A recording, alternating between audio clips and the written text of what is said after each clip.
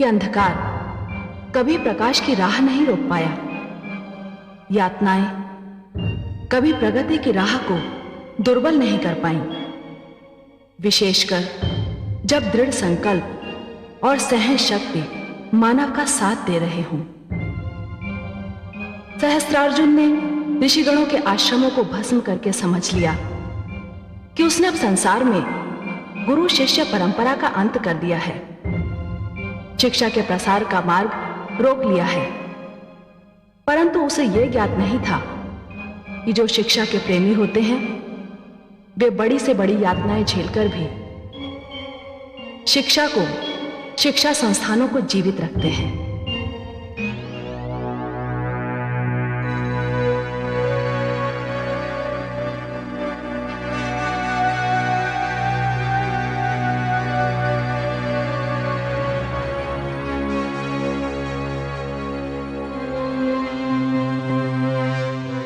स्वामी,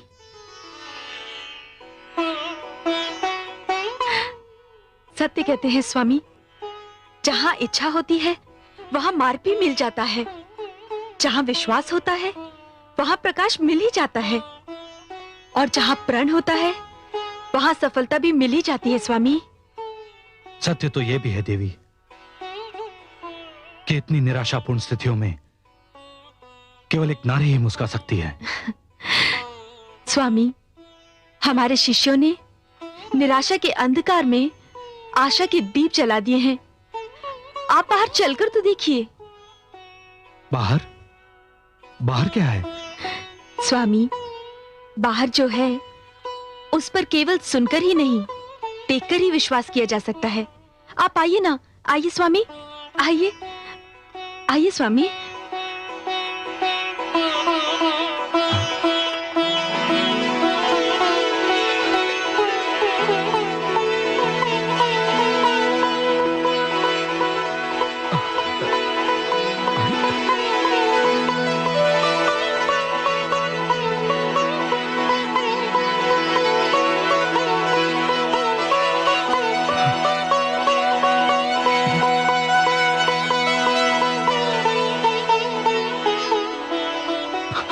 ये सब क्या है देवी? ये सब क्या है? ये तो आप इनसे पूछिए स्वामी।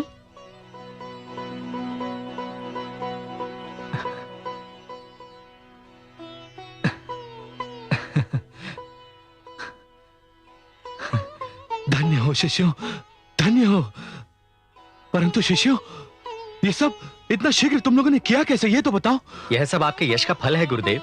नगर में आपका इतना मान और आदर है कि जिसने सुना कि हम आपके शिष्य हैं और आश्रम के लिए भिक्षा मांगने निकले हैं, वह स्वयं ही दौड़ता हुआ हमारे पास चला आया। धन्य हो पुत्र, धन्य हो। हमने एक दो द्वारों का ही भ्रमण किया था कि समस्त नगरी में यह समाचार जंगल की आग की भांति फैल गया कि ऋषि जमदग्नि का आश्रम संकट में है। आयुष्मान भव पुत्र। और फिर नगर के कई श्रेष्ठ नागरिक आए और उन्होंने कहा कि उनके रहते हुए आश्रम और शिक्षार्थियों को कोई कष्ट हो तो ये उनके लिए लज्जा से डूब मरने की बात है। उन्होंने कहा कि आज से आश्रम की समस्त आवश्यकताओं की पूर्ति उनका दायित्व होगा। अब हमें अपनी शिक्षा दीक्षा के लिए न तो राजकोष की आवश्यकता होगी, न द्वार द्वार भिक्षा मांगने की। यदि कोई किसी पर एक द्वार बंद करता है स्वामी, तो ईश्वर उस पर 100 द्वार खोल देते हैं। सत्य है देवी, सत्य है। शिष्यों, ये सब तुम्हारे दृढ़ संकल्प का फल है। मैं तुम सबका आभारी हूं। स्वामी, आभारी तो आपको महाराज सहस्त्र अर्जुन का होना चाहिए। यदि वे धनराशि बंद करने की घोषणा ना करते तो शिष्यों में कर्तव्य भावना ना जागती। उनका दंड हमारे लिए आशीर्वाद बन गया है। क्या आप अपना आभार प्रकट करने महाराज के पास नहीं जाएंगे? यदि आप व्यंग कर रही हैं देवी, तो भी सत्य कह रही हैं।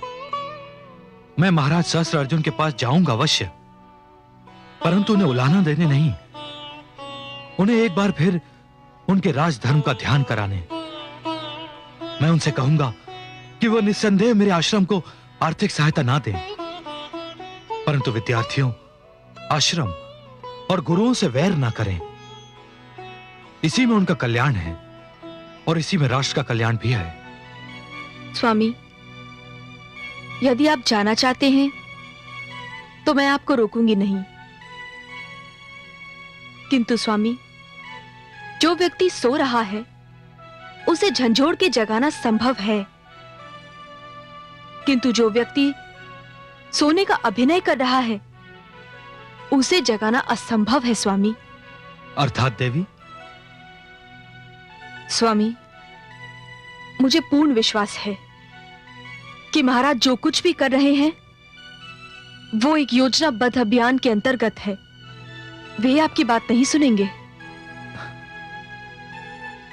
देवी, मात्र कर्म ही मनुष्य का धर्म है। फल की इच्छा नहीं करनी चाहिए, हमें तो केवल अपना कर्म करना चाहिए। मैं एक बार प्रयत्न अवश्य करूंगा।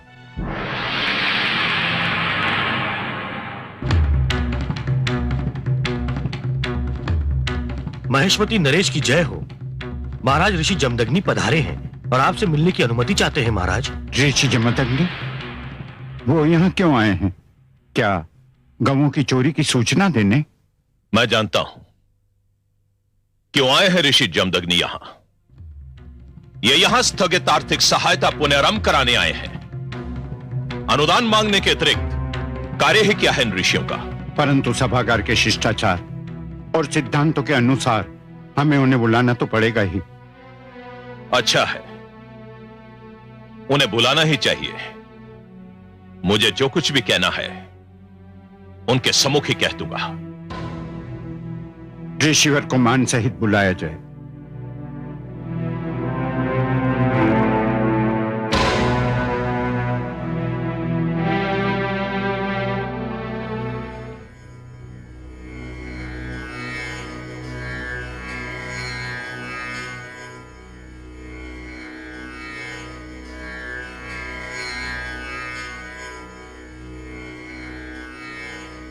प्रणाम महाराज।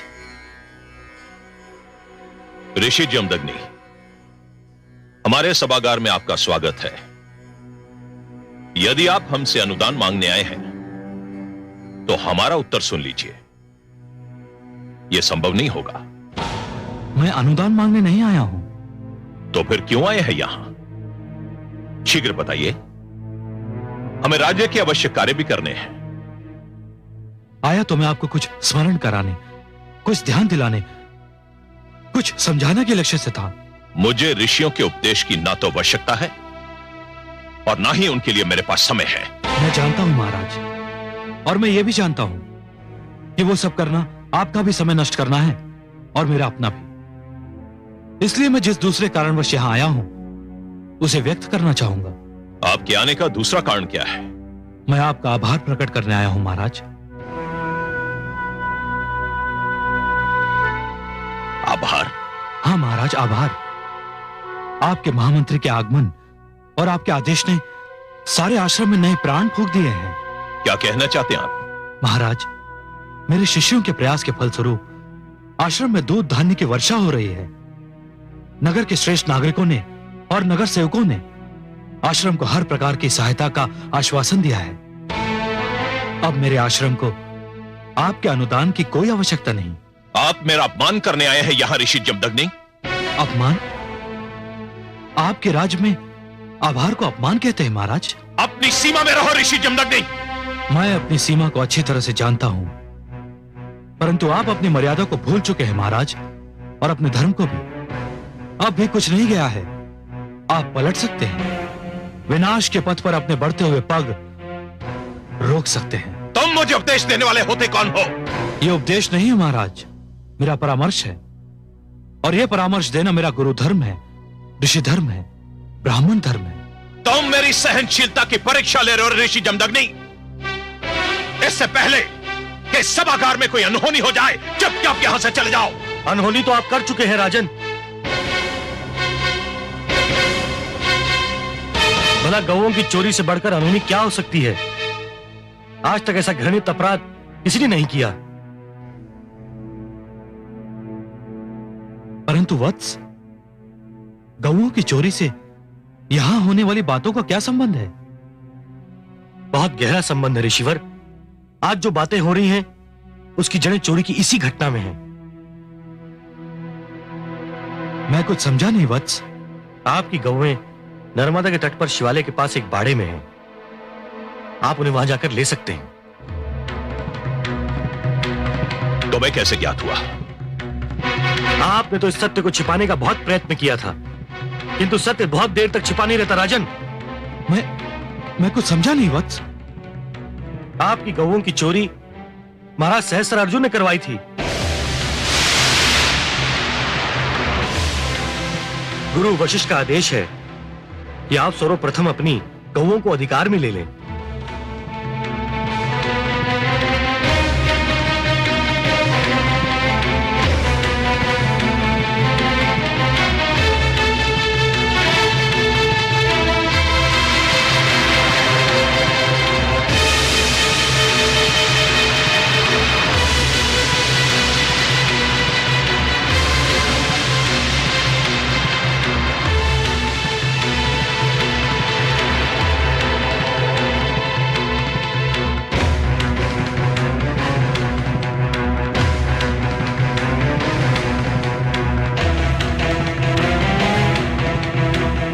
तुमने मेरे ही सभागार में मुझे अपमानित करने का साहस कैसे किया?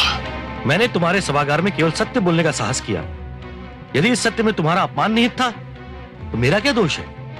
तुम्हें इसका दंड मिलेगा। सत्य बोलने वाले दंड से भयभीत नहीं होते राजन।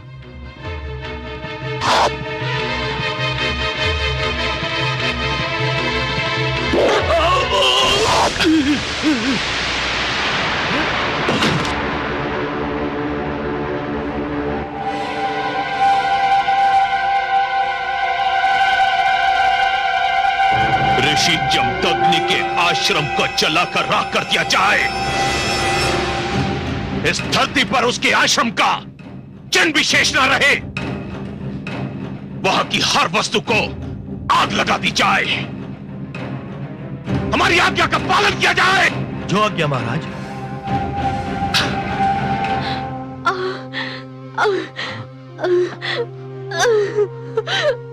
देवी, बहुत पीड़ा हो रही है। हाँ स्वामी, पीड़ा पीड़ा बढ़ती चली जा रही है। प्रसव पीड़ा लगती है। धैर्य रखो देवी।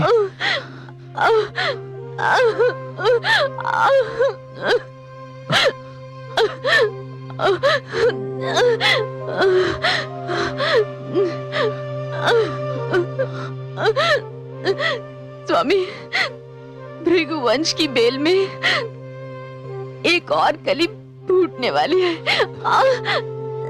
स्वामी, धैर्य रखो देवी, धैर्य रखो। बस धाय आती होगी।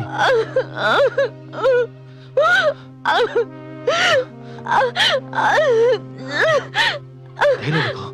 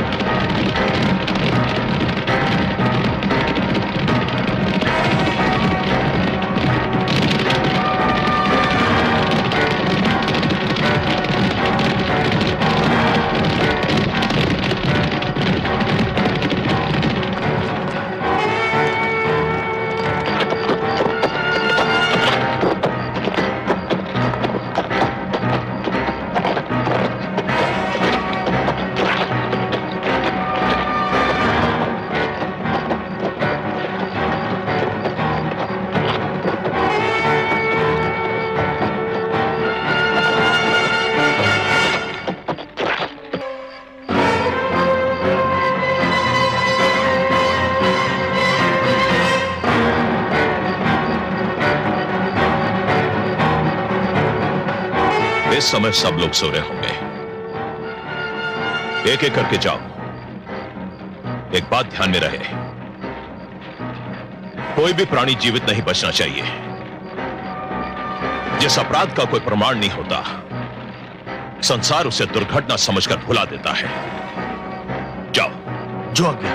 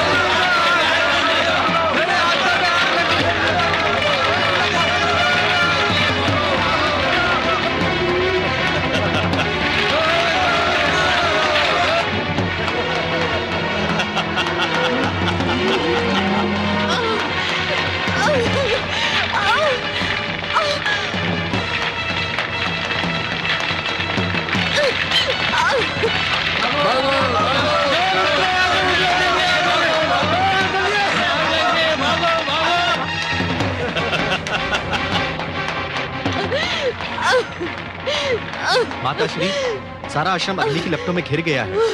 उठिए, हमें यहाँ से शीघ्र निकलना होगा।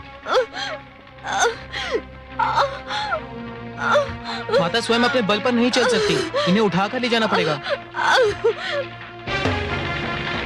देवी, उठिए देवी, सारा आश्रम अग्नि की लपटों में घिर गया है। हमें यहाँ से शीघ्र निकलना पड़ेगा। स्वामी, स्वामी अब मेरी चिंता छोड़िए, आप विद्यार्थियों के प्राण बचाइए स्वामी।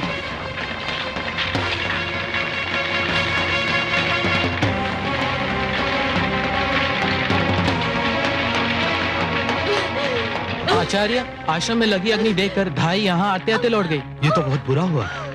जाओ शिष्य, तुम उन्हें यहाँ पुनः लाने का प्रयत्न करो, तब तक मैं यहाँ से दूर ले जाने की चेष्टा करता हूँ। जाओ, उठिए देवी, उठिए। स्वामी, स्वामी मेरी बात मानिए, इन विद्यार्थियों के प्राण बहुत मूल्यवान हैं। हट मत करो देवी, हट मत करो। स्वामी, स्वामी इन्हें आने वाले कल का भार उठाना है स्वामी, आप जाइए, आप जाइए स्वामी। कैसे जाऊँ देवी, कैसे जाऊँ?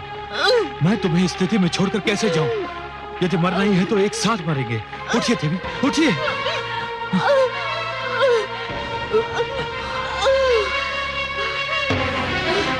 हे प्रभु, हे पद्मनाभ, हमारी रक्षा कीजिए।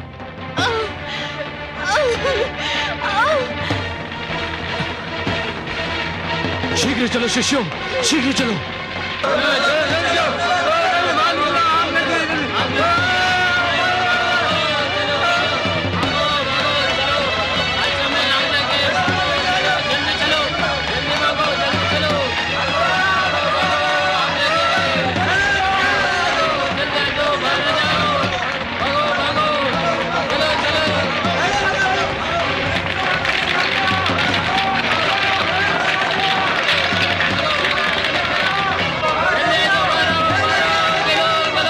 चलो वीरों, अपना अभियान समाप्त हो गया।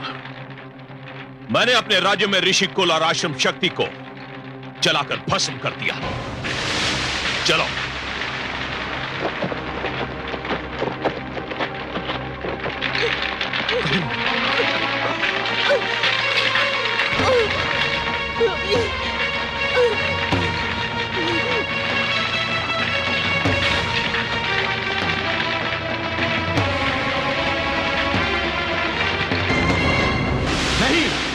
ये नहीं हो सकता, मैं ये नहीं होने दूंगा। क्या नहीं हो सकता कमल नयन? क्या असंभव है? किस बात ने आपको इतना दुखी कर दिया है? इतना विचलित तो मैंने आपको पहले कभी नहीं देखा। क्या हुआ कमल नयन, क्या हुआ? महादेवी, धरती पर न्याय झुलस रहा है, अन्याय ठाके मारकर हंस रहा है। शक्ति के अहंकार में चूर सत्ताधारी निर्दोष विद्वानों के रक्त के प्यासे हो गए हैं। शास्त्र विद्या संकट में है, देवी सरस्वती का हनन हो रहा है। मैं ये सब कैसे सहन कर सकता हूँ महादेवी, मैं ये सब कैसे सहन कर सकता हूँ? मानव पर यह अत्याचार कोई दैत्य, कोई दानव नहीं कर रहा है, कोई असुर भी नहीं कर रहा है, स्वयं मानव कर रहा है। यही तो दुख की बात है महादेवी, यही तो दुख की बात है, और यही विडंबना मुझे विचलित भी कर रही है। हे महादेवी, मानवता के इतिहास का सबसे दुर्भाग्यपूर्ण दिन, सबसे अंधकार से भरा हुआ मोड़ वो होता है जब एक मानव समूह दूसरे मानव समूह के विरुद्ध शस्त्र उठा लेता है। और दुर्भाग्य से वो दिन, वो अंधकार भरा मोड़ आ चुका है महादेवी। मुझे जाना होगा, मुझे जाना होगा महादेवी। परंतु इस बार मैं आपको वियोग का दुख नहीं दूंगा महादेवी। अपने इस अवतार में मैं धरती पर भी रहूंगा और आपके पास भी, क्योंकि मेरा यह अवतार केवल एक अंश अवतार होगा। कमल नयन, मानव उद्धार के लिए यदि आप मुझे वियोग का दुख भी देते तो भी मैं सहन कर लेती। संसार के लिए ये बलिदान देने के लिए मैं तैयार हूं। हे विष्णुप्रिया, आपकी उदार भावनाओं के लिए आपको कोटि कोटि प्रणाम। मुझे जाने की अनुमति दीजिए। परंतु हे कमल नयन, आपने मुझे ये नहीं बताया कि आप अपना अगला पग कहां धरेंगे। महादेवी, मैं धरती और मानव से वचनबद्ध हूं। मैं उस जलते हुए वन में जा रहा हूं महादेवी, जहां ऋषि जमदग्नि की पत्नी देवी रेणुका प्रसव पीड़ा भोग रही है। मैं उनके गर्भ से परशुराम बनकर जन्म लूंगा। मैं एक आचार्य के घर जा रहा हूं महादेवी, एक गुरु के घर जा रहा हूं, परंतु शास्त्रों की रक्षा करने के लिए शस्त्र भी उठाऊंगा। इस अवतार में मैं परशु उठाऊंगा महादेवी, और परशुराम कहलाऊंगा।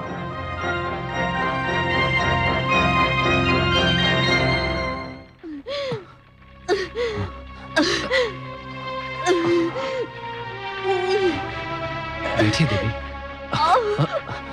संभल कर।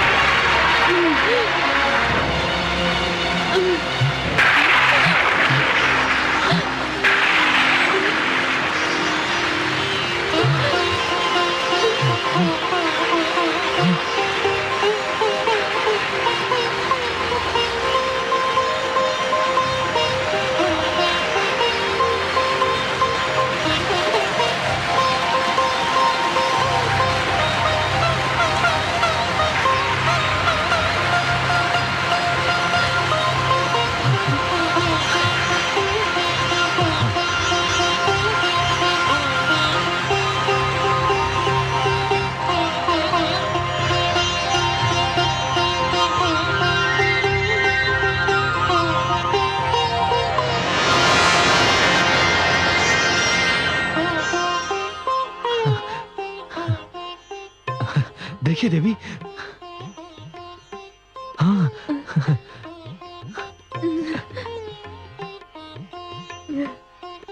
हे प्रभु, आप धन्य हैं प्रभु, धन्य हैं। चलो देवी, अपनी कुटिया में चलते हैं। आइए। संभल कर।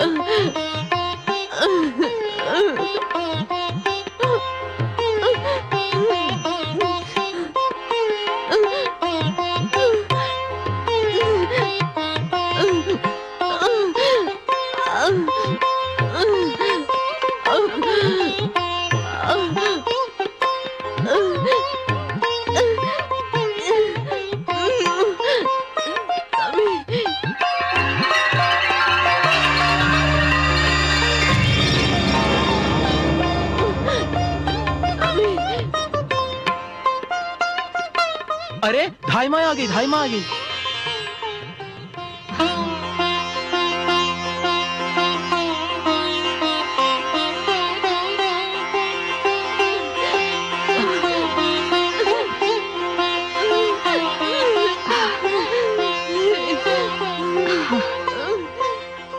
देवी, आप तो वो धाई नहीं है जो आने वाली थी। मैं उसी की छोटी बहन हूँ। वो तो यहाँ से भयभीत होकर भाग गई, किंतु मैंने सोचा कि इस स्थिति में प्रसव पीड़ा भोगती नारी को यूं ही छोड़ देना उचित नहीं होगा, इसलिए मैं उसके स्थान पर आ गई हूँ। आप तनिक बाहर जाइए, मैं हूँ इनके साथ। जी देवी, धैर्य रखो, सब ठीक हो जाएगा। चलो शिष्यों,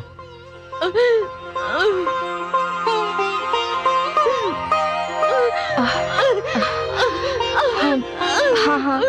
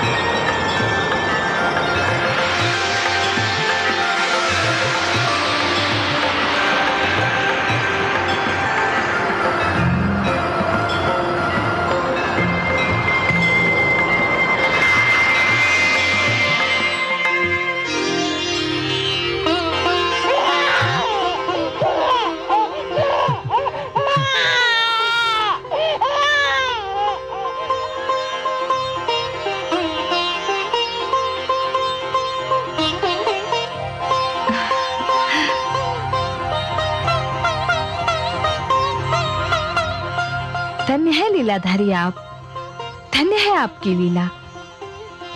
देवी रेणुका, आपको कदाचित ये कभी ज्ञात नहीं हो सकेगा कि आपके पास कौन आई थी और आपको क्या देकर चली गई।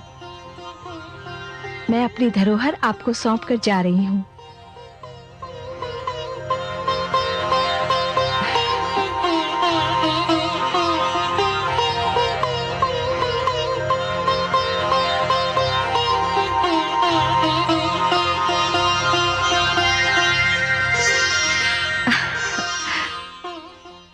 बधाई हो ऋषि जमदग्नि, आप और देवी रेणुका अत्यंत भाग्यशाली हैं।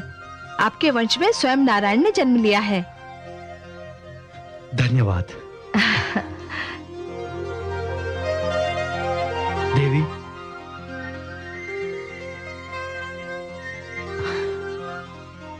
बधाई हो देवी।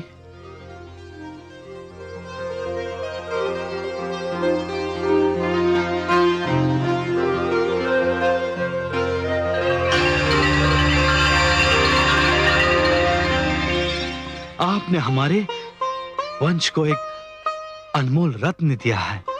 स्वामी, आपको भी बहुत बहुत बधाई। आपने इस बालक के रूप में मुझे एक और आश्रय दिया है। देवी, पता है दाई क्या कह रही थी? क्या कह रही थी कि ये साक्षात नारायण का अवतार है। और सत्य पूछिए तो जिस परिस्थिति में इस बालक ने जन्म लिया है, मुझे भी पूर्ण विश्वास हो गया है कि यह कोई साधारण बालक नहीं है। स्वामी, आप इस बालक का नामकरण इसी क्षण कर दीजिए। जैसी आपकी इच्छा।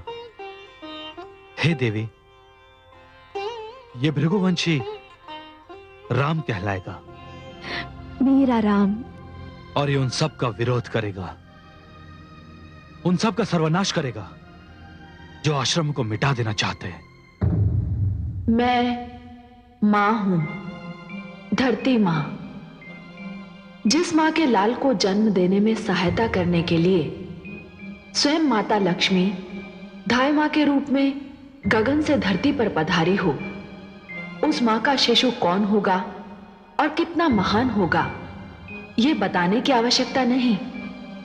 ऋषि जमदग्नि और देवी रेणुका के कुटी में शिशु के रूप में एक ऐसे इतिहास, एक ऐसी कथा ने जन्म लिया जिसकी गूंज अनंत काल तक सुनाई देती रहेगी।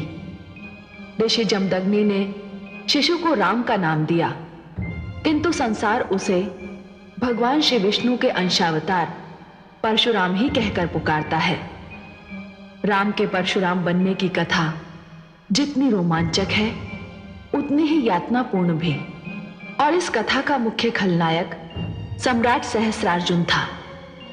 ऋषि जमदग्नि को अकारण अपना प्रतिद्वंदी और उनके आश्रम को अपनी कल्पना में राजशक्ति के समानांतर शक्ति मानकर वो उनके पीछे पड़ गया था। ऋषि जमदग्नि का एक आश्रम फूंक कर ही उसे चैन नहीं आया। उन्होंने जब भी और जहां भी आश्रम बनाया, सहस्रार्जुन ने उसे तहस नहस कर दिया।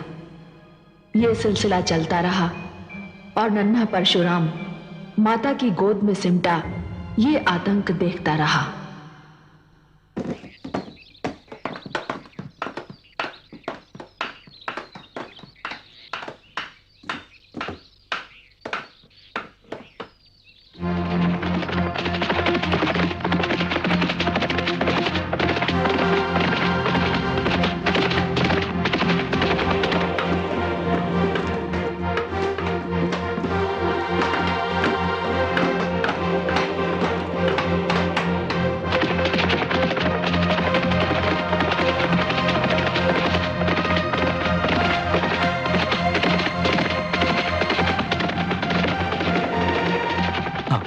थोड़ा ऊपर और ऊपर शिष्य।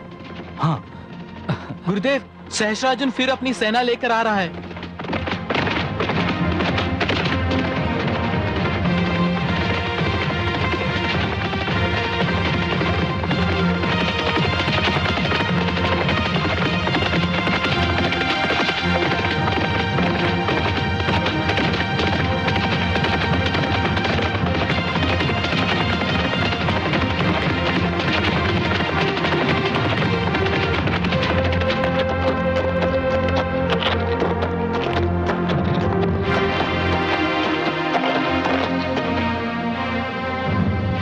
मुझे आपकी प्रशंसा करनी पड़ेगी ऋषिवर।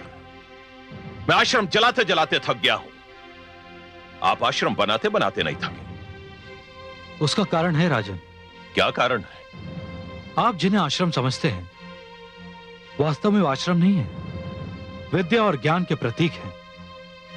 और विद्या और ज्ञान ऐसी वस्तुएं हैं जो किसी युग में घटेंगी नहीं, बढ़ती ही रहेंगी। और उनके मिटने का तो प्रश्न ही उत्पन्न नहीं होता। उन्हें मिटाने का प्रयास करने वाले स्वयं थक जाएंगे, जैसे आप थके जा रहे हैं। यह विद्या और ज्ञान के केंद्र नहीं है ऋषि जमदग्नि। यह हम जैसे राजाओं की शक्ति पर प्रतिबंध लगाने के केंद्र है। हमारी स्वतंत्रता को समाप्त करने के लिए बनाए गए हैं ये आश्रम। प्रतिबंध तो जीवन का एक नियम है राजन। सूर्य, चंद्रमा, धरती, आकाश, पर्वत सब अपनी अपनी सीमाओं में बंधे हुए हैं। और यदि ये सब अपनी सीमाओं का उल्लंघन कर देना राजन, तो इस समस्त सृष्टि में उथल पुथल मच जाए। हम ऋषिगण आप राजाओं पर अपनी ओर से कोई प्रतिबंध नहीं लगाते। हम तो केवल उनका ज्ञान देते हुए उन नियमों का ध्यान दिलाते हैं जिन्हें युगों से माना जाता है। वे नियम जो ईश्वर ने बनाए हैं और जिन्हें मानव ने स्वेच्छा से स्वीकार किया है। यह आश्रम भी उन्हीं नियमों का प्रचार करते हैं राजन। मुझे अपनी वाणी से मंत्र मुक्त मत कीजिएगा ऋषि जमदग्नि। हम राजा बड़े सोच विचार के बाद इस निष्कर्ष पर पहुंचे हैं कि जो भी हमारी शक्ति को ललकारेगा, जो भी हमारी स्वतंत्रता को आघात पहुंचाएगा, हम उसका विध्वंस कर देंगे। इन आश्रमों का विध्वंस करने के लिए हमने सौगंध खाई है। और हमने भी यह सौगंध उठाई है राजन कि हम अपने अंतिम सांस तक ज्ञान का उजाला फैलाने का प्रयास करेंगे, क्योंकि यही हमारा धर्म है और यही हमारा कर्म है। मैं चाहता तो आपका वध कर सकता था ऋषि जमदग्नि, परंतु मैं आपको नहीं, आपकी शक्ति को समाप्त करना चाहता। यह मत भूलो राजन, यह शस्त्र विद्या भी हम ही ने आप लोगों को सिखाई है। जो सिखा सकता है वो उसका प्रयोग भी कर सकता है, परंतु हम ऐसा करेंगे नहीं, क्योंकि हमारा लक्ष्य मारना नहीं है राजन, ज्ञान देना है। अब आप जा सकते हैं। चला।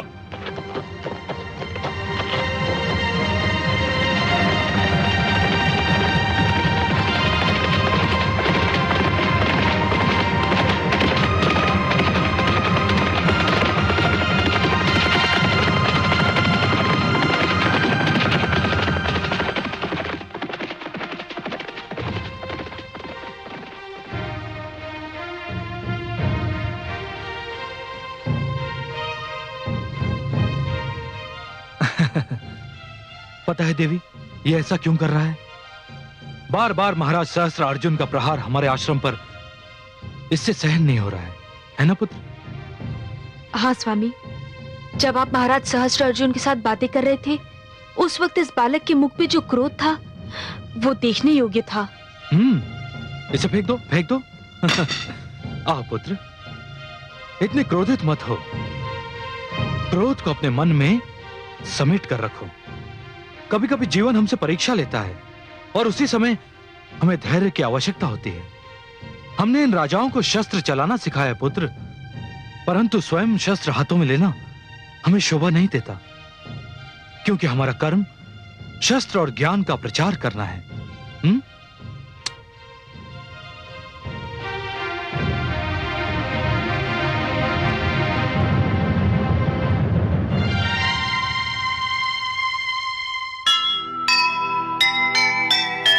जिसके मन में बस गया धीरज और विश्वास, जीतेगा वह एक दिन, रख ईश्वर से आस।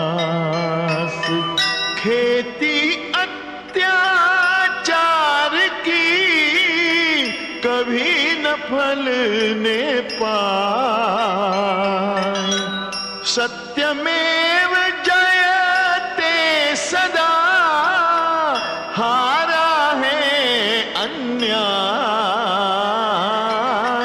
हारा है अन्याय।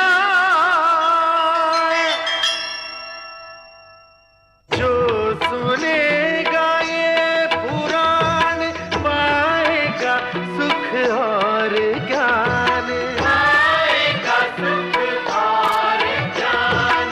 कर्म को ही धर्म जान, प्रेम की तू छेड़तान, प्रेम की तू छेड़तान। बीते युग बता रहे हैं, बीते युग बता रहे हैं, सत्य पथ पे चल